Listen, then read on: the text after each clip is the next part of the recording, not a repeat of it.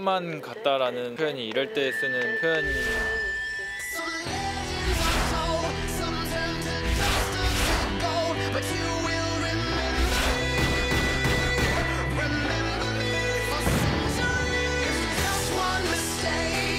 제 꿈만 같습니다.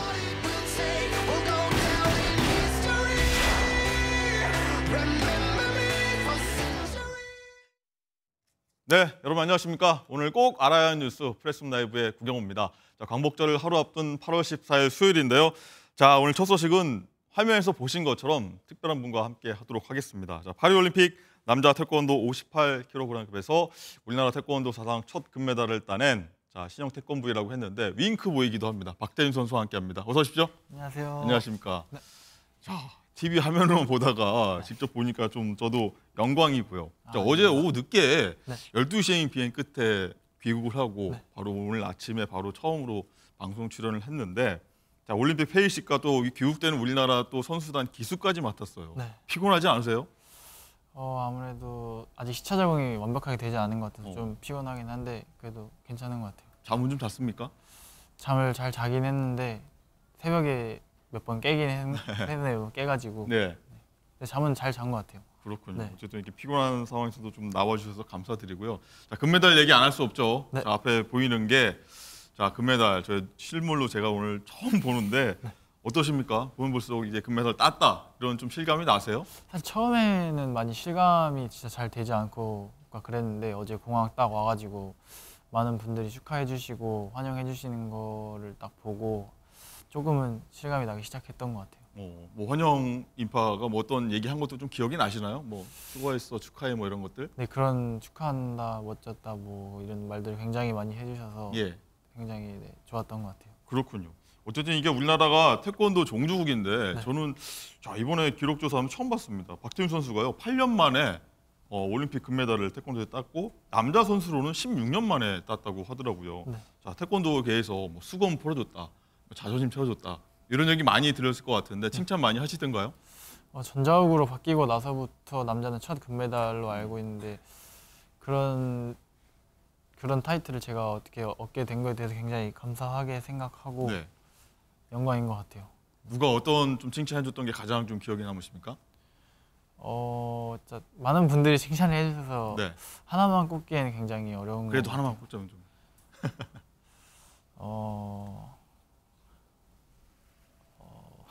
알겠습니다. 너무 많아서 꼽기 그렇다.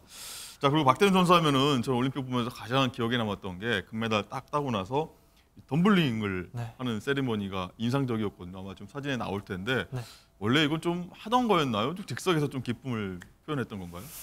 한 3, 4월쯤에 이제 시범단 친구들이 하는 걸 보고 멋져 보여서 그냥 재미로 처음 매번 따라 했는데 갑자기 되길래 이거다 하고서는 이제 그때 만약에 올림픽에서 1등을 하게 되면 이 더블링을 좀 하고 싶다 이렇게 생각을 했었는데 이번에 어떻게 그게 실현이 돼서 굉장히 뜻깊은 것 같아요. 그렇군요. 뭐 지금 윙크, 뭐 공중제비, 뭐 세리머니 다 보여줬다 이렇게 얘기가 나오고 있는데 근데 세리머니 한번 저희가 조금 전에 좀 화면 오프닝 할 때 좀 보여드리려고 했더니 다리 부상을 당하셨더라고요. 다리 부상 어디가 다친 건지 그리고 다리 부상 당한 상태에서도 이 결승전에서 금메달 딴 건데 지금은 괜찮으세요? 어떠세요?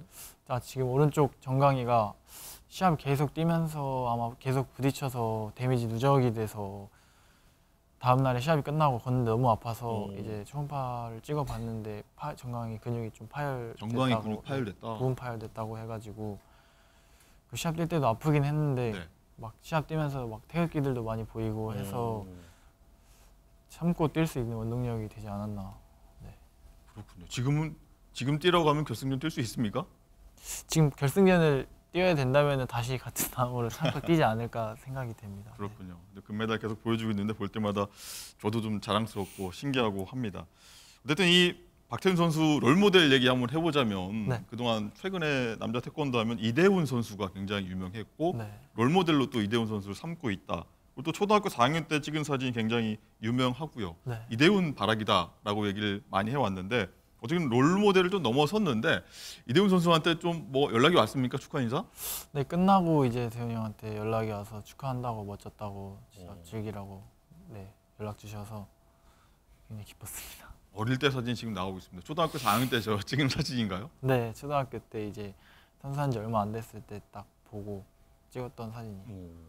이대훈 선수 하면은 정말 다 모든 대회에서 금메달 땄는데 올림픽에서만 유독 금메달을 이대훈 선수가 못 땄는데 어떻게 보면 후배가 금메달을 따내서 굉장히 자랑스러워할 것 같아요.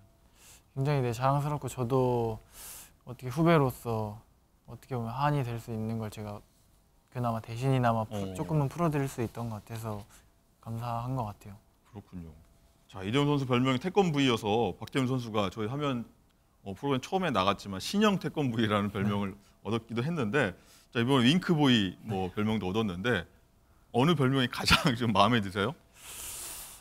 둘 다 진짜 너무 마음에 들고 좋은 별명 같은데 아무래도 제가 태권도 선수다 보니까 태권브이 쪽에 조금은 더 네, 정감이 가지 않나. 그렇군요. 알겠습니다. 자, 그리고 시상대에 오를 때 얘기 한번 볼게요. 이 금메달 따고 나서 이 은메달을 따냈던 이제 마고 메도프 선수가 부상을 당해서 시상대에 이제 오를 때 이렇게 어깨를 내준 모습이 인상적이었어요.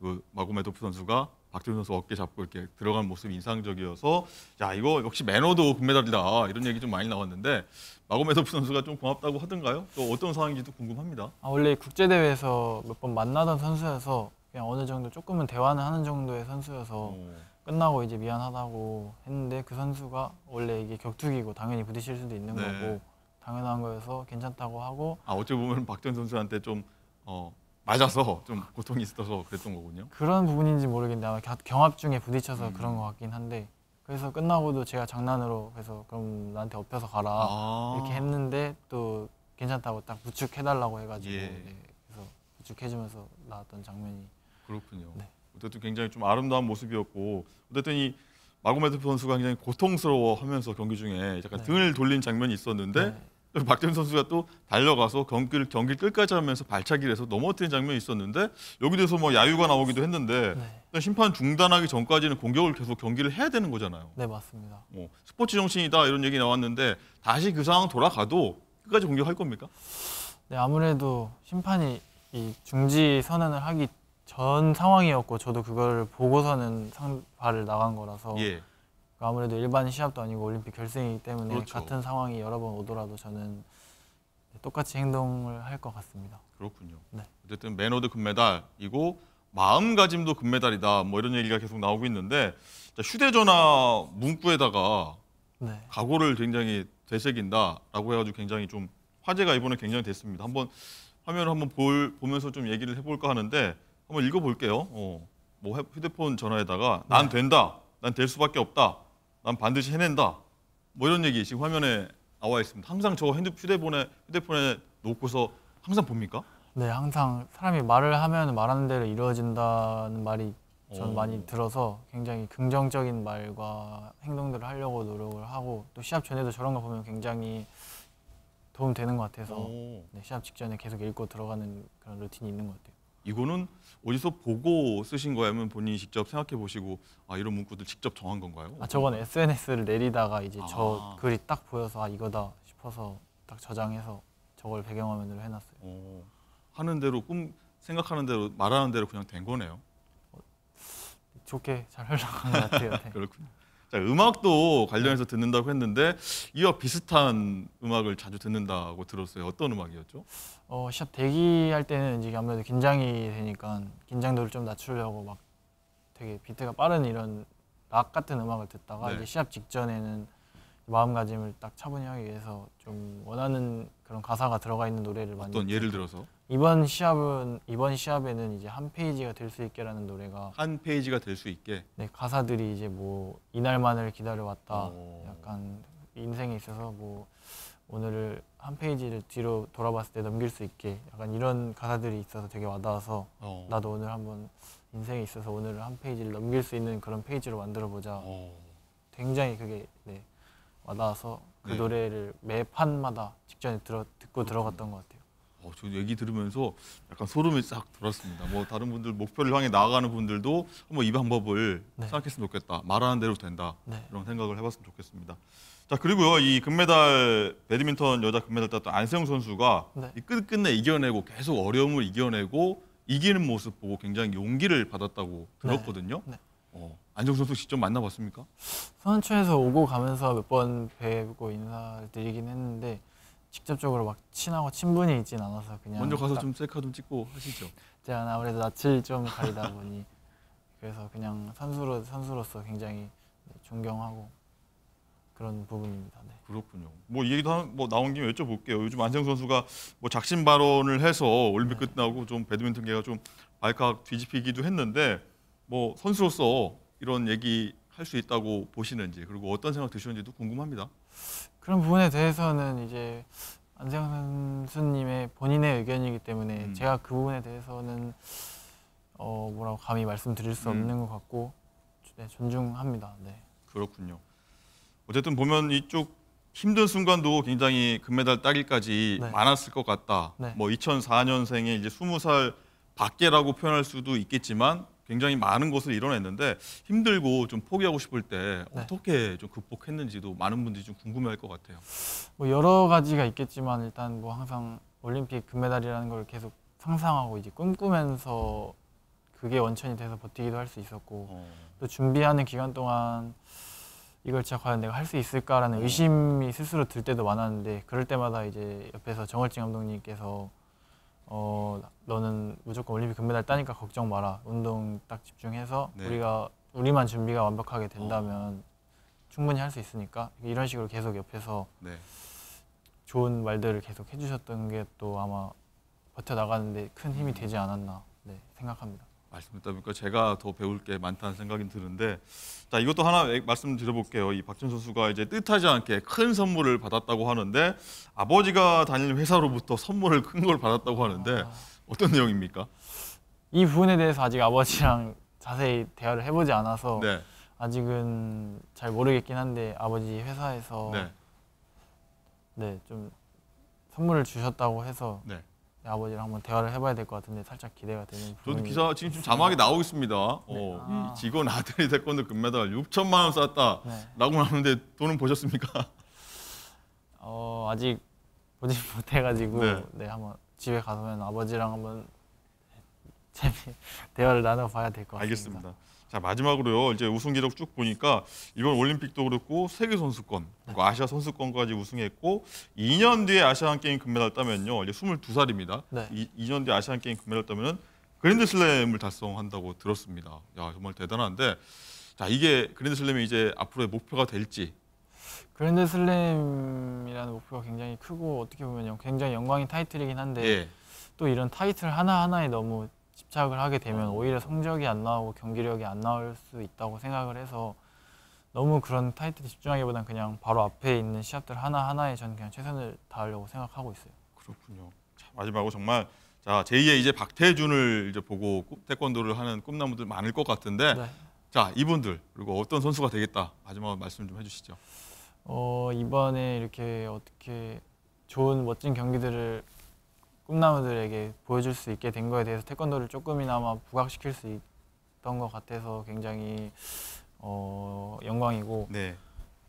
또 어린 꿈나무들이 저도 누군가를 보고 꿈을 키웠던 것처럼 네. 어린 꿈나무 분들도 저뿐만이 아니라 많은 태권도 잘하는 선수들 보고 꿈을 키워서 잘 해나갔으면 좋겠는 바람입니다. 그렇군요. 그렇게 그러려 믿고요. 자 금메달리스트와 얘기 나오니까 제가 더 기운이 좀 넘치는 것 같고 제가 더 오히려 배우고 간다 이런 생각이 들어서 더욱더 감사드립니다. 자 박태훈 선수 오늘 찾아주셔서 감사합니다. 네, 고맙습니다. 감사합니다.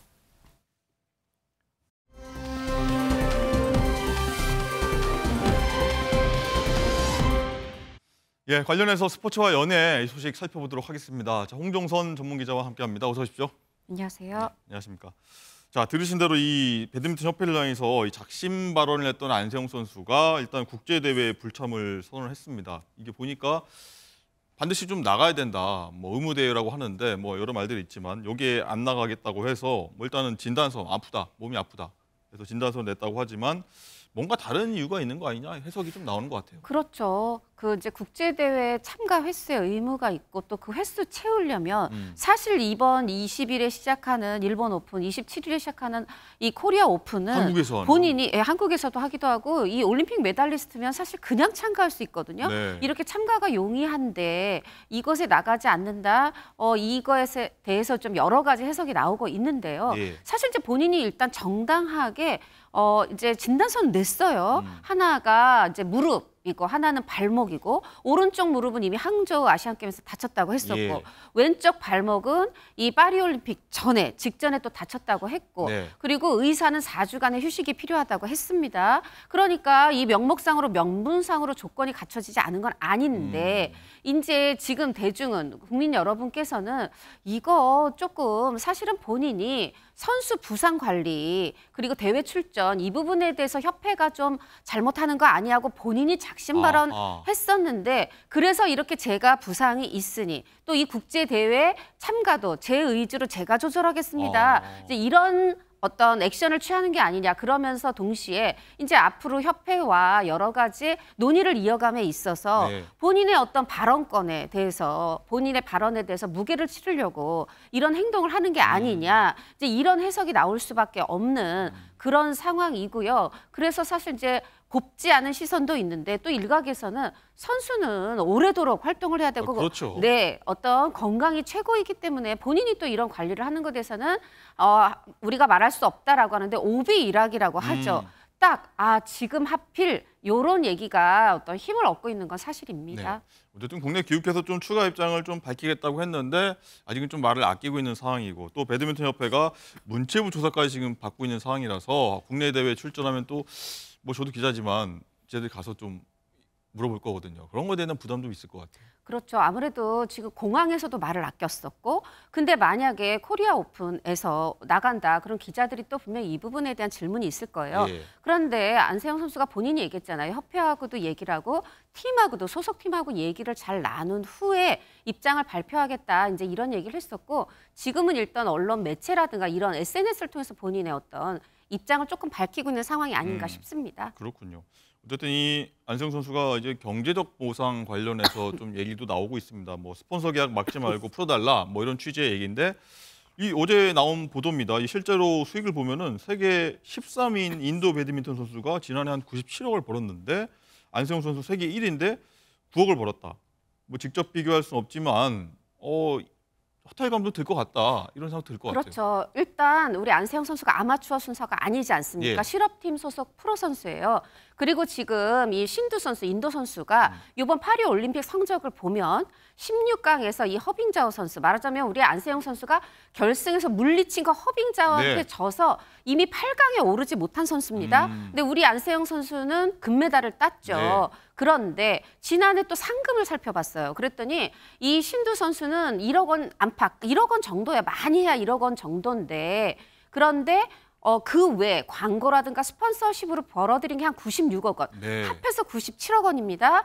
그런데 우리 안세영 선수는 연봉이 지난해 6천만 원이 채 되지 않아요. 어허. 거기다가 어떤 그 상금, 대회에 나가서 상금 받은 거 다 합하니까 8억 6천만 원. 어허. 그래서 이제 9억 원 살짝 넘어요. 근데 물론 이제 많은 금액이긴 하지만. 네, 10배 차이인데 말하자면 아무리 인도에서 배드민턴이 인기 종목이라고 굉장한 인기 하더라도 종목이긴 합니다. 그렇더라도 포브스가 이렇게 얘기했어요. 신두 선수의 이 놀라운 수익에 대해서 인도의 어떤 인도 팀들의 마케팅 능력으로 이렇게 많은 금액을 벌었다. 이런 평가를 포브스가 했거든요. 네. 반하여 우리 안세영 선수는 프로 선수임에도 불구하고 이 협회에서 네, 실업 선수 정확히는. 네, 예. 실업 선수인데 이제 모든 뭐 명품 말하자면은 옷뿐이 아니라 네. 신발, 라켓까지 다 협회가 정한 아. 걸 쓰게 돼 있어요.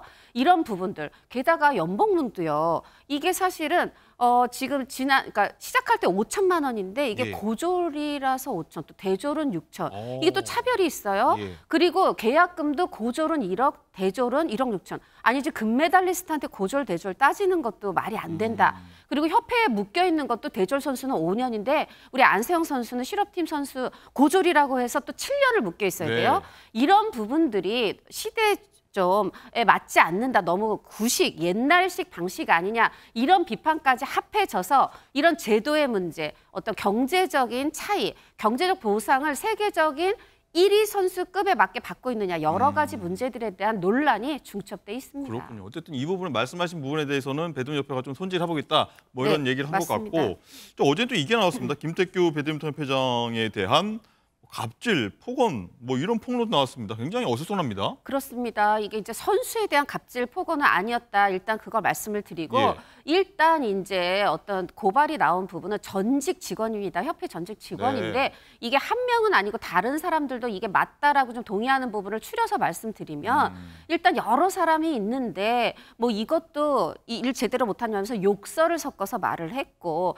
또 본인 위주의 경영을 해서 본인 말을 따르지 않으면 또 이제 어떤 갑질이나 폭언이 나왔고 그리고 심지어는 이 협회 사무실이 송파에 있는데 네. 본인의 거처인 어떤 회사 사무실이 있는 충남으로 불러서 서산으로 불러서 이제 일을 보게 해서 직원들이 주 1, 2회는 혹은 많게는 2, 3회는 또 그 충청도를 가야 했고 뿐만이 아니라 어떤 다른 지역의 대회가 있으면 서울에서 가서 말하자면 픽업을 해서 다시 또 다른 지역대회를 가면서 어떤 경우에는 하루에 1,000km를 운전한 네, 그런 직원도 있었다. 말하자면 1,000km도 힘들지만 내가 어떤 운전기사냐 이런 부분 그런데 그럴 때는 원래 협회에서 대유를 주게 돼 있다고 합니다.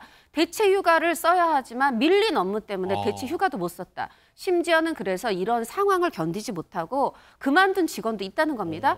지금 이거는 사실로 확인됐다는 게 아니라 이런 주장이 주장이다. 나왔다라는 건데 지금 여하튼 이 안세영 선수와 협회 간에 어떠한 그 서로 너무 다른 말을 하고 있고 그래서 이제 문체부가 들어가서 조사를 하겠다 하는 이런 시점에서 어떻게 보면 협회장에게 불리한 그러니 증언이 나와 있는 상황입니다. 그렇군요. 어쨌든 김태규 회장도 뭐 할 말이 있을 겁니다. 뭐 입장이 그렇습니다. 나온 대로 저희가 전해드리겠다는 말씀 드리면서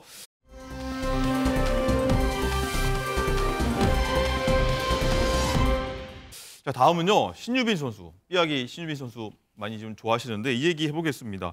자, 이 어제 나왔습니다. 신유빈 선수와 이 방송인 박명수 씨가 이 셀카를 찍은 게 나와서 굉장히 좀 화제가 됐는데 저희가 아무튼 제가 좀 취재를 해봤습니다만 네.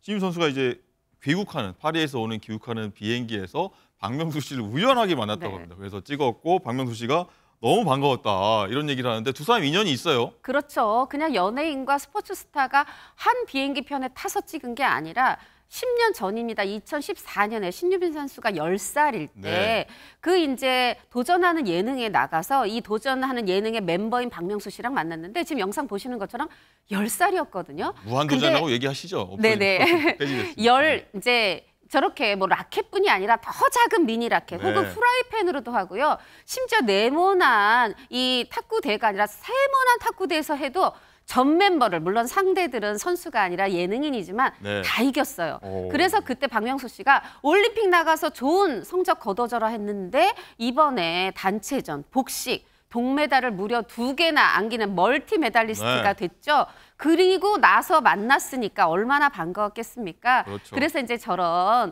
이 셀피 사진을 찍어서 올렸고 당연히 박명수 씨가 자랑을 했는데 지금 모두가 부러워할 만한 사진이죠. 그렇죠. 저도 지금 보면 좀 예전에 많이 봤지만 지금 보면 굉장히 부러울 것 같은데 어쨌든 종영된 프로그램에서 10년 전에 만났었다. 누리꾼들 반응도 좀 굉장히 많이 나올 것 같아요. 그러니까 이렇게 얘기를 합니다. 진짜 너무 대견하다. 그리고 두 사람 너무 인연이 대단해서 서로 정말 반가웠겠다. 사람 인연이 어떻게 될지 모른다. 10년 전에 올림픽 응원했더니 정말 올림픽 메달 네. 땄다. 이제 여러 가지 얘기가 나오고 있습니다. 그렇군요.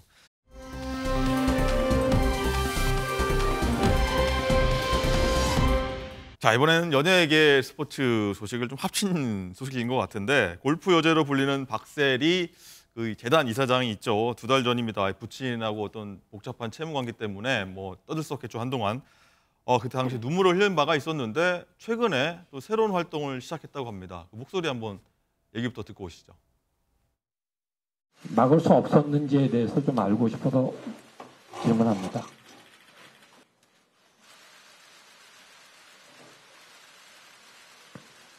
정말 가족이 저한테 가장 컸으니까 그게 다인 줄 알고 시작을 했고 막을 수 없냐고 말씀하셨잖아요.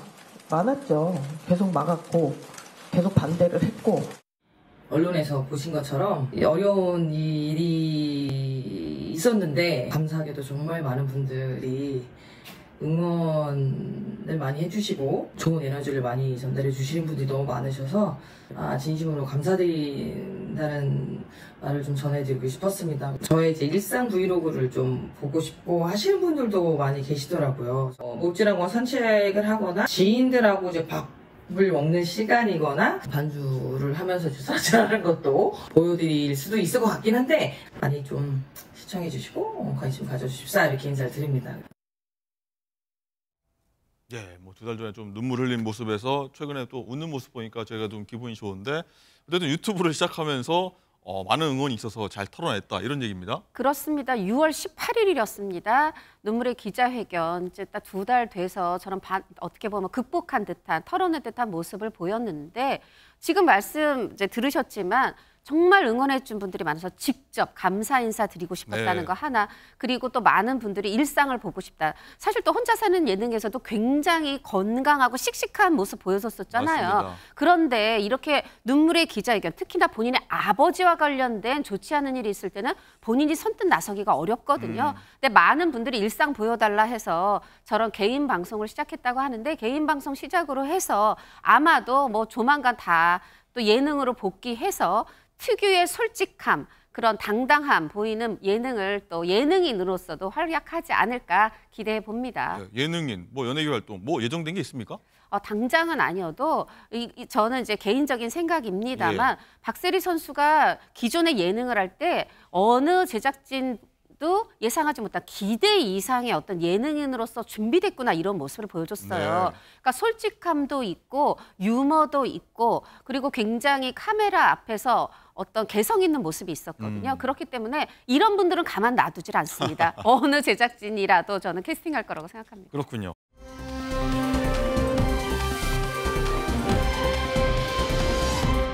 자, 다음 소식도 한번 살펴볼 텐데 자, 많은 분들 아마 기다리셨을 것 같습니다. 바로 노래죠. 찐이야.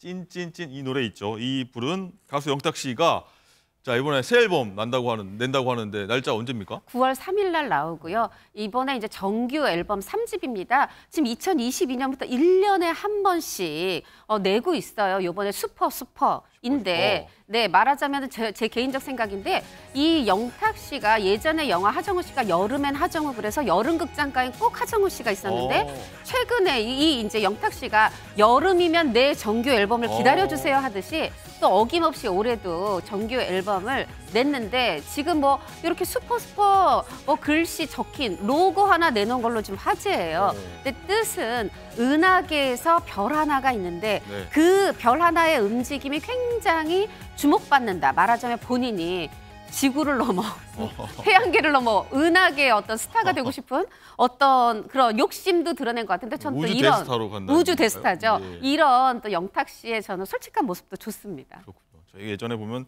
여름 노래하면 쿨 이 생각나는데 그렇죠. 영탁이 되겠다 이런 생각도 들고요. 어떤 영탁 씨 팬들도 화제가 되고 있다고 합니다. 어려운 이웃들 위해서 뭐 선행을 계속 하고 있다고요? 그렇습니다. 영탁 씨 팬들 중에서 이번에 이제 1기로 공식 팬덤은 영탁 앤 블루스인데 그 소모임으로 영탁이 찐이야가 있어요. 이분들이 그냥 어디 가서 돈 얼마 내는 것도 좋지만 문화를 나누고 싶다. 그래서 기존부터 해오던 일인데 이번에 소외계층, 취약계층 분들 또 어린이 재단에서 후원받는 이런 분들 다 이렇게 모아서 영탁 씨의 지난해 1년 콘서트를 모아서 지금 영화로 개봉한 게 있거든요. 그 영화를 싱얼롱건이라고 같이 노래 부르면서 영화 볼 수 있는 그런 관 통째로 빌려서 지난해 경제적 사정이나 여러 가지 사정으로 못 보셨던 콘서트를 다 같이 노래 부르면서 마치 콘서트 참여한 것처럼 그렇게 즐기는 시간을 마련한 게 화제입니다. 그렇군요. 자, 그 가수의 그 팬이다 뭐 이런 생각이 드는데 알겠습니다. 오늘 연예와 스포츠 소식 흥미롭게 들었습니다. 감사합니다.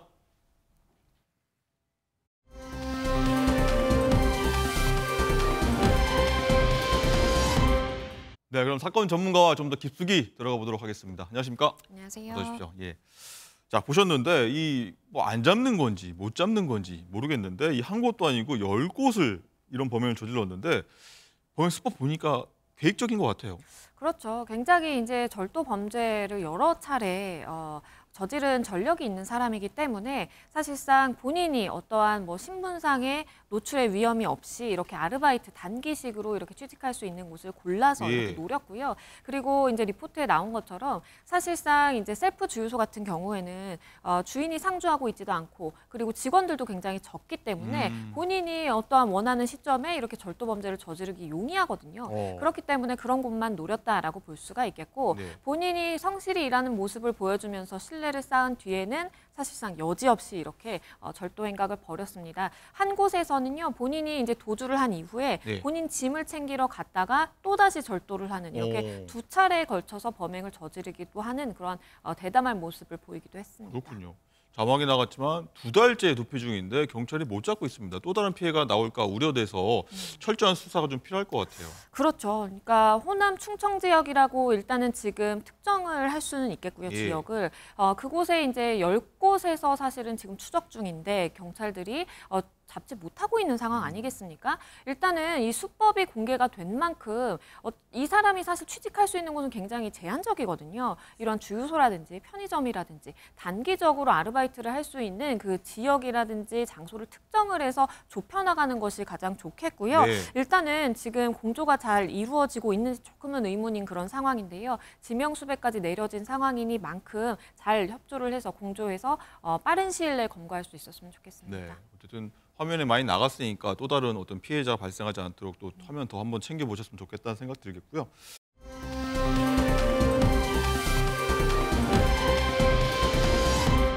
자, 이번에 다른 사건도 짚어볼 텐데 역주행에 뺑소니까지 일어났는데 이 음주운전하다 사고 내고 도주를 한 거예요? 그렇죠. 그러니까 본인이 음주를 하다 보니까 어쨌든 사고가 발생할 수밖에 없는 위험성이 높을 수밖에 없고 도주를 하다가 결국에는 검거가 되기는 했는데요. 그런데 그러면서 사고가 발생하다 보니까 사실은 어쨌든 경미하다라고 하더라도 사람이 다치는 일이 발생할 수밖에 없었고 일단은 다행인 점은 그래도 이제 검거에 성공했다라는 것이 다행입니다. 그렇군요. 어쨌든 영상이 쭉 나가면서 아마 저희가 좀 얘기를 할 텐데 근데 신기하게 이게 2분 만에 잡혔습니다. 그렇습니다. 영상을 보시는 것처럼 굉장히 빠른 속도로 도주를 하다가요. 중앙선까지 넘어가서 사실은 사고가 발생해요. 신호 대기 중인 차량을 이제 부딪히는데 주목해서 볼 것은 이렇게 이제 사고가 발생하고 바로 검거가 되거든요. 이것이 어떻게 저렇게 근처에 순찰차가 돌고 있을 수 있었을까? 경찰들이 알 수 있었을까라는 것이 굉장히 포인트인데요. 이게 사실은 시청 관제센터에서 CCTV로 음주운전을 한 것으로 추정되는 사람들이 차량에 탑승하는 것을 발견합니다. 음주운전을 하겠구나라고 판단을 해서 관내 경찰서에 신고를 하게 되고요. 유심히 좀 보고 있었군요. 맞습니다. 이렇게 관제센터가 사실은 이동 경로를 파악할 수 있다 보니까 경찰과 계속해서 통화를 하면서 검거를 할 수 있었던 것이고요. 도주를 함에도 불구하고. 그리고 이제 지역이 특정이 되다 보니까 경찰이 그 근처에서 사실은 기다리고 있다가 이렇게 잡은 사례로 볼 수 있겠습니다. 자, 음주운전하면 이제 다 보고 있다 이런 게 보여지는데 어쨌든 서울 시내 한복판에서 음주운전 하다가 이제 좀 사고 내고 도주하는 일이 최근 들어 좀 늘고 있다 이런 얘기가 나와요. 그렇죠. 왜냐하면 이제 뭐 유명한 사람들이 사실은 이제 음주운전을 하고 도주를 하는 그러한 사례를 심심치 않게 볼 수 있다 보니까 많은 분들이 이제 착각을 하시는 것 같아요. 도주를 하면 무조건 이제 해결이 된다라고 생각을 하시는 것 같은데요. 도주를 하는 이 범죄에 대해서 처벌하는 조항도 따로 마련이 되어 있고요. 앞선 사례에서도 보신 것처럼 사실은 이제 음주운전을 하다가 내가 어떠한 증거인멸 시도라든지 도주를 잘못하게 되면은 사실은 더 가중 처벌을 받을 수가 있거든요. 그렇기 때문에 주의를 하셔야 되고 실제로 언급해 주신 것처럼 이 서울 시내 한복판에서 음주를 한 뒤에 도주를 하다가 1시간 정도 뒤에 이렇게 음주 측정을 했더니 음주 수치가 나와서 이제 입건이 된 상황도 있고요. 또 다른 사례 같은 경우에는 가게를 들이받아서 이 점주에게 잡힌 그런 경우도 있었습니다. 그렇군요.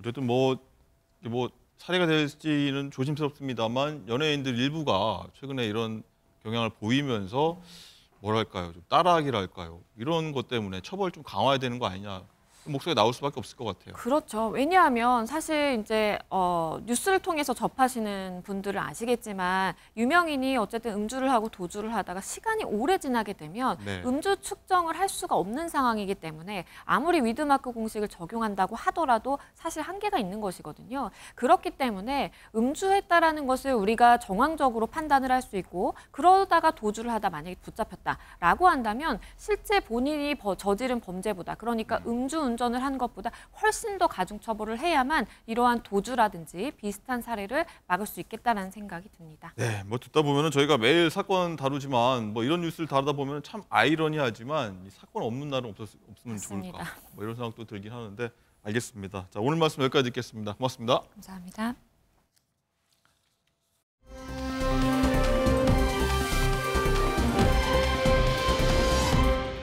네, 그럼 관련해서 지금부터는 정치권 소식 짚어보도록 하겠습니다. 자, 정치의 맥락과 이면을 짚어줄 전문가분들 나오셨습니다. 안녕하십니까? 안녕하세요. 어서 오십시오. 자, 리포트 보신 대로요, 이 윤영걸 대표님, 이 차기 회장 선거 대한노인회입니다. 대한노인회 내용도 겪고 있다고 하는데 자, 대한노인회 회장이 뭐길래 이렇게 떠들썩하고 관심을 갖는 겁니까? 어떻게 보면은 뭐 대한노인회는 명예직 비슷하죠. 우리나라 노인 인구가 65세 인구가 지금 1000만 시대를 맞고 있습니다. 그만큼 이 회원들도 많이 늘고 한데 지금 굉장히 뭐 분열이 많죠. 정치권하고 많이 닮아가는 것 같아요. 지금 뭐 선거를 앞두고 그 시도에 있는 연합회장 7명한테 6명 회원 자격정지까지 했거든요. 그러니까 다시 지금 김호일 회장이 다시 재선 출마를 하는데 지금 화면 나오는 그렇죠. 그 투표할 사람 많은 사람들이 자격정지를 당했으니까 이게 공정선거냐 이렇게 해서 좀 말이 굉장히 많은 형편입니다. 여기에 대해서 또 새로운 후보가 부영그룹의 이중근 회장이 또 출사표를 또 냈어요. 그래서 과거에 또 했었거든요. 협회장을. 그래서 이 노인 회장을 두고 상당히 좀 각축을 벌이는 그런 와중입니다. 그렇군요. 자, 김상일 부대변인 일단은 뭐 이게 이중근 회장도 나왔다고 하는데 예전에도 했었고 다시 나와서 한번 뭐 바꿔보겠다 이런 취지 같은데 예전에 이중근 부영그룹 회장 보면은 그 아이 나오면 회사 다니는 직원이 아이 나오면 이런 것도 화제가 됐던 분위기도 해요. 예, 뭐 아주 긍정적인 일을 많이 하시는 분이죠. 뭐 이렇게 각 교육기관 같은데 기부도 많이 하시고 뭐 이런 걸 많이 하세요. 어쨌든 근데 이제 그럼에도 불구하고 뭐 불미스러운 횡령 사건의 어떤 판결을 받으셔가지고 그동안 공적인 활동은 못 하셨는데 뭐 시간이 많이 흘렀으니까 이제 남은 여생을 공적인 부분에서 좀 약간 봉사하면서 뭐 마감을 하고 싶다 이런 생각을 가지신 것 같습니다. 대한노인회는요 이 법정단체예요. 대한노인회 법이 있을 정도입니다. 그래서 우리나라의 정부의 활동을 사실상 대행하기도 하고요. 그리고 많은 부분에 있어서 대표성을 갖고 어떤 정책을 정할 때 거기에 의견을 꼭 청취할 정도로 어떤 위상도 있는 곳입니다. 그리고 좀 전에 말씀하신 것처럼 어떤 1000만 노인의 대표성도 가지고 있기 때문에 어떤 정치적인 이슈가 있을 때 그 정치적인 이슈에 대한 입장도 굉장히 중요하게 고려되는. 맞습니다. 작년 올해 보면은 뭐 정치인들이 가서 좀 미안하다 고개도 숙이고 하는 모습도 있었어요. 그런 단체이죠. 그렇기 때문에 정치인들이 이 자리를 차지하고 싶어하는 정치인 출신들이 하고 싶어하는 자리이기도 해요. 근데 정치인 출신이 이 자리를 차지하다 보니까 또 정파의 어떤 그 공정한 어떤 대우 이런 것들이 좀 안 될 수도 있잖아요. 한쪽에 치우칠 수도 있고 이런 것들도 문제가 되기도 하고 이슈가 되기도 하는 조직이라서 이부영 회장 같은 경우는 뭐 기업인 출신 아닙니까? 그래서 정치적으로는 조금 독립적일 수 있다라는 장점이 있는 반면에 어쨌든 사업가는 이 일을 하시겠다고 하면 손을 완전히 좀 띄고 물려주고 접으셔야 좀 다른 여기도 이제 국가 사업이 많이 연관이 또 되고 하니까 그런 거는 좀 감안하셔야 되겠다 이런 생각이 듭니다. 알겠습니다. 자, 대한노인회 회장 선거 또 어떻게 될지 한번 지켜보도록.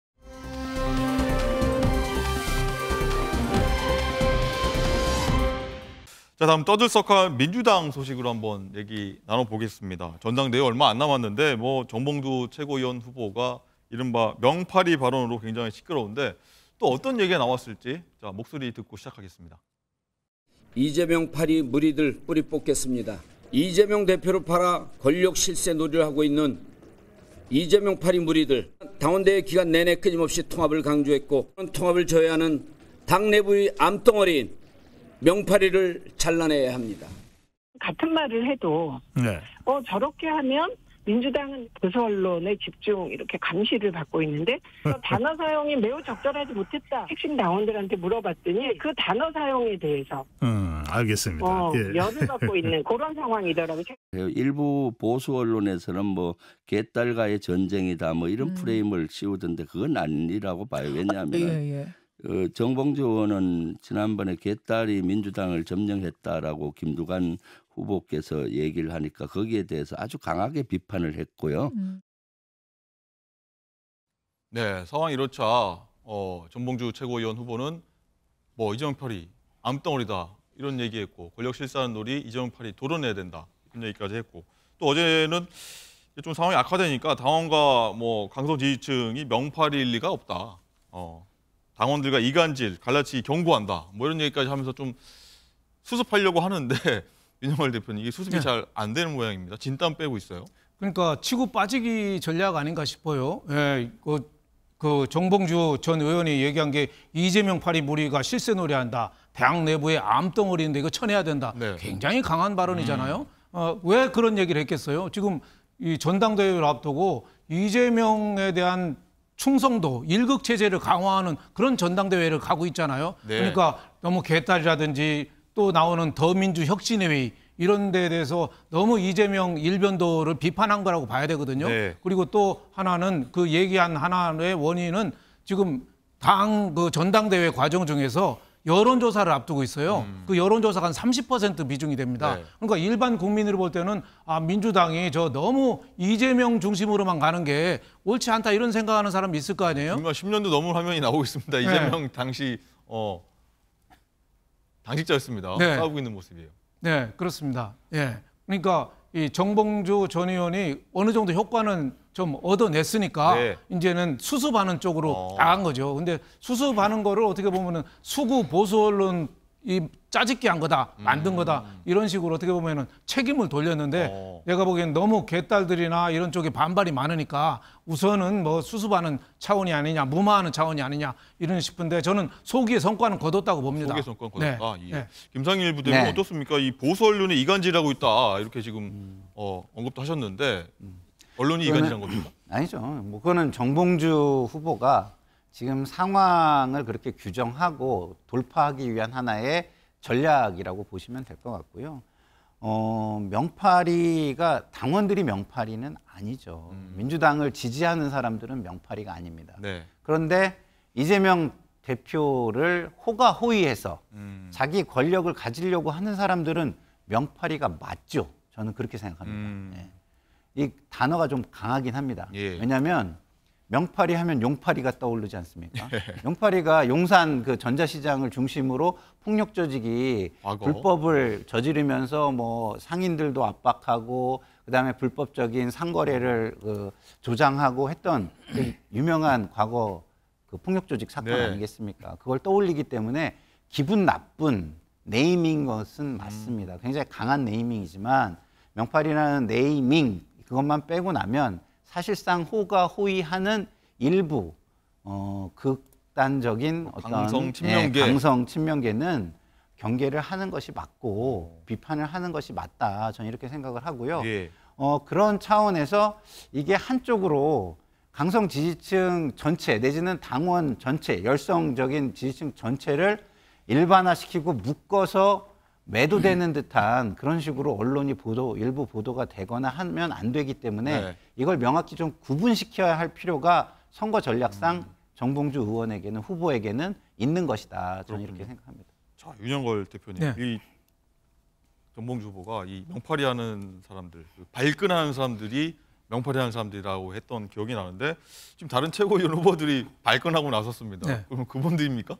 그런 뭐 그것도 어느 정도 뭐 있다고 봐야죠. 지금 뭐 워낙 그 명파리 얘기 아주 자극적인 용어잖아요. 명파리는 암덩어리 뭐 이랬는데 그 얘기를 들었을 때 발끈하는 사람이 어떻게 보면 명파리다 이런 얘기했으니까 다른 경쟁자 최고위원들도 뭐 겨냥한 말이라고 봐야겠죠. 더 나서시는 나서는 것 같아요. 그리고 또 지금 전당대회가 이재명 대표하고 얼마나 후보죠, 지금은.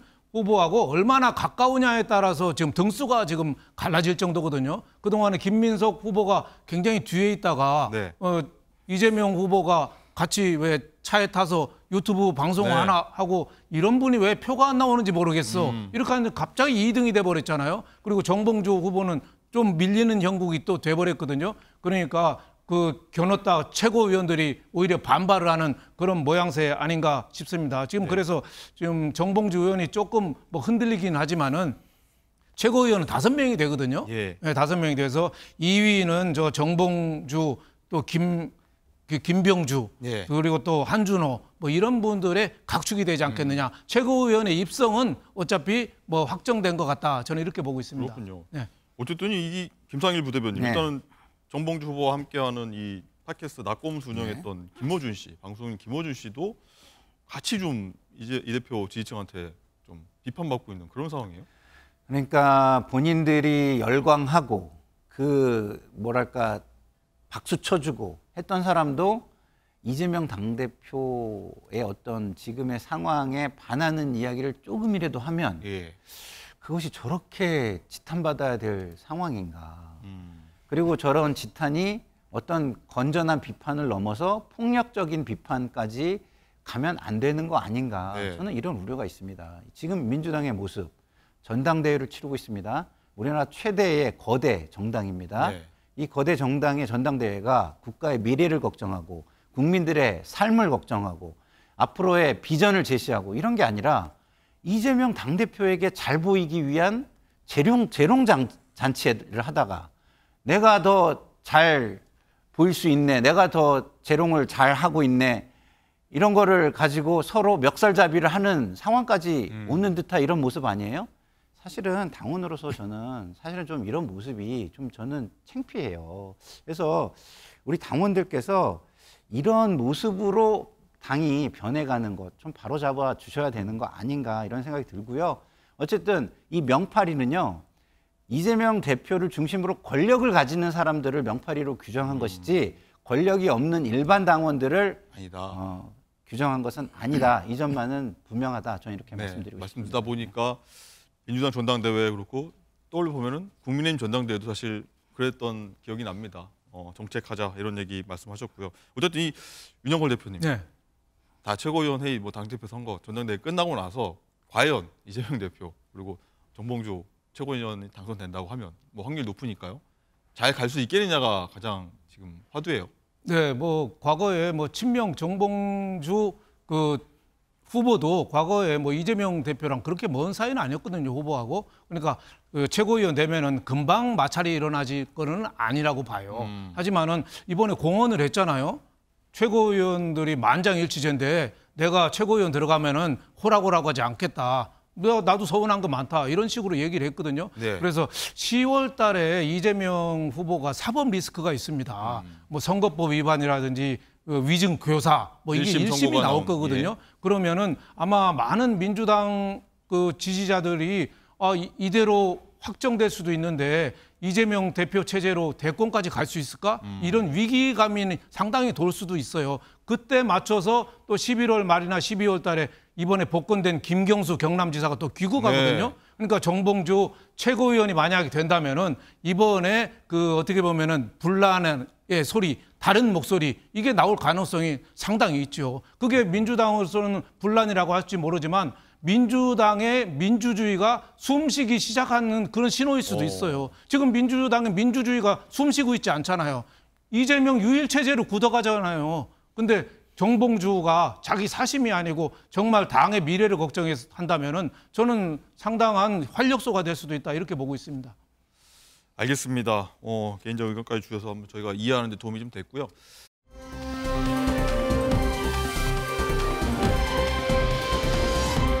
자, 그리고 내일 광복절입니다. 자, 그런데 경축식을 앞두고 광복절이 두 쪽이 났다 이런 얘기가 나오고 있습니다. 자, 광복회와 뭐 관련 단체, 뭐 야권 등이 독립기념관장 사퇴를 요구하면서 줄줄이 불참 의사를 밝히고 있는 건데요. 자, 관련해서 오늘 당사자들의 목소리가 들어왔습니다. 그 얘기 듣고 얘기 이어가겠습니다.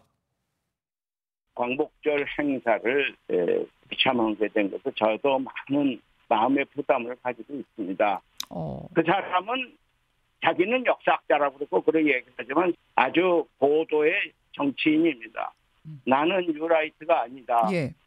나는 김구 주석을 폄하한 사실도 없다. 이렇게 자꾸 여기 가서 저목에서 저 말을 하는데 저는 그것이 진실된 말은 아니다. 이렇게 생각합니다. 지금 은연중에 일어나는 인사들이 저의 마음을 불안하게 하고 있어요. 피가 거꾸로 솟아올라요. 이건 완전히 전전 친일파판을 만들려는 것이 아닌가 하는 그런 의구심을 끌 수가 없어요. 광복회는 이승만 대통령을 지지하는 그 심정적으로 그를 따르는 모든 국민은 전부 다 뉴라이트라고 매도를 하고 그건 다 친일파라고 그렇게 공식을 세워서 지금 국론을 분열시키고 있는 것 아닙니까? 네, 어떻게 들으셨습니까? 자, 내일 광복절 행사인데 두 쪽이 났다. 지금 왜 이러고 있는 겁니까?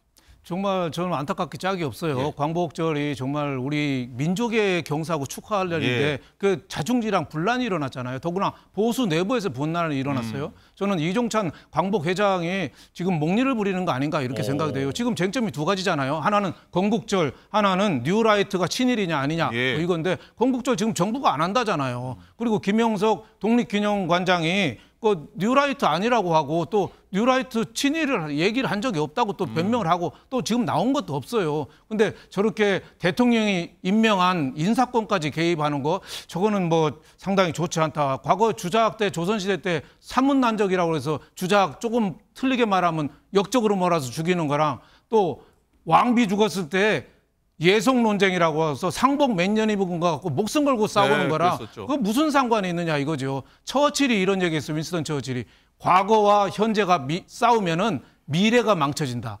지금 우리는 미래를 보고 가야 되는데 저 이종찬 광복회장 저분의 전 목리로 인해서 우리가 지금 국론 분열을 겪고 있는 거 아닌가 이런 생각이 좀 듭니다. 네. 자, 어쨌든 이 윤 대표님께서 두 가지 쟁점을 말씀해 주셨고 다 아니다라고 하고 있는데 맞다라고 지금 주장하고 있는 것 같아요. 그래도 참석해야 되지 않을까요? 아니라고 주장하는 쪽이 있고 그렇다고 느끼는 쪽이 있잖아요. 근데 다른 자리도 아니고 독립기념관장이에요.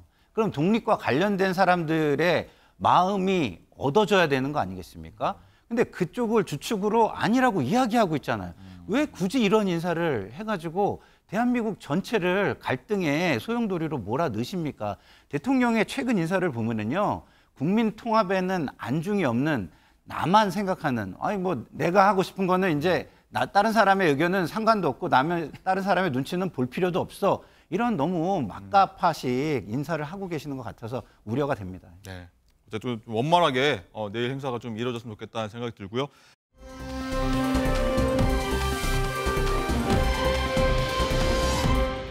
라이브픽입니다. 일본의 기상 상황이 심상치 않아 보입니다. 당장 얼마 전 규모 7.1의 지진이 규슈 남부 미야자키현을 강타해 일본 주민들이 불안에 떨었는데요. 이런 대재앙이 며칠이나 지났다고 지난 12일 오전 일본 이와테현을 관통하는 5호 태풍 마리아가 불어닥쳐 엄청난 비를 뿌렸습니다. 이런 겨박제 속에 한숨 놓을 틈도 없이 또 7호 태풍 안필이 일본으로 접근하고 있기까지 한데요. 불안감이 극에 달한 일본 시민들 사이에선 쌀과 생수 등 생필품 사재기가 이어지고 있습니다. 더 안타까운 건 이 시점이 일본 최대 명절인 오봉 연휴와 겹쳐서 자연재해 공포로 고향을 찾기도 또 여행을 가기도 불안한 명절이 되어버렸다는 건데요. 재해 대비에 만전을 기해 모쪼록 피해 없이 명절을 마무리할 수 있으면 좋겠습니다. 우리도 추석을 한 달여 앞두고 있는데요. 큰 명절을 앞두고 악재가 겹친 건 마찬가지 같습니다.